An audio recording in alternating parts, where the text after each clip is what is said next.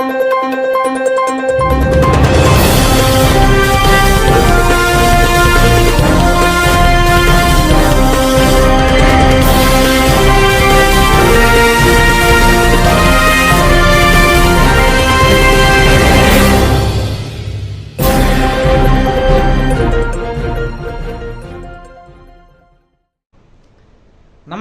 A1 Shri మీడియాకు స్వాగతం.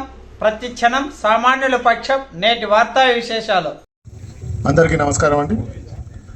SP గారు, రత్న గారికి, ఇక్కడున్న ఆఫీసర్స్కి అందరూ అండి, మీ అందరూ పోలీస్ డిపార్ట్మెంట్ మనకి ఈరోజు annual games and sports meet 2024 Sathya Sai జిల్లాలో ఏర్పాటు చేసుకోవడం జరుగుతుంది.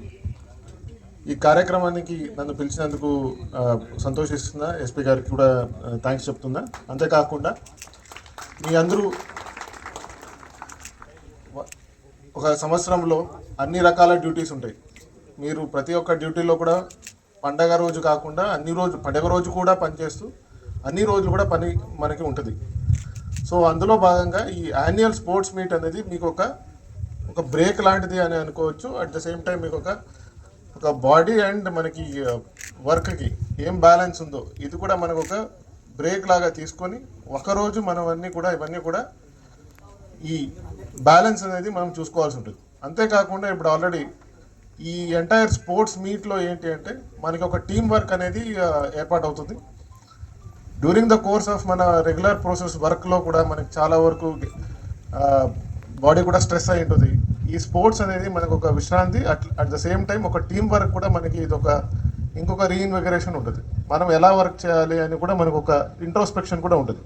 అంతేకాకుండా మీ టీమ్స్లో కూడా సీనియర్స్ ఉంటారు, జూనియర్స్ ఉంటారు, అన్ని మిక్స్ ఉంటుంది.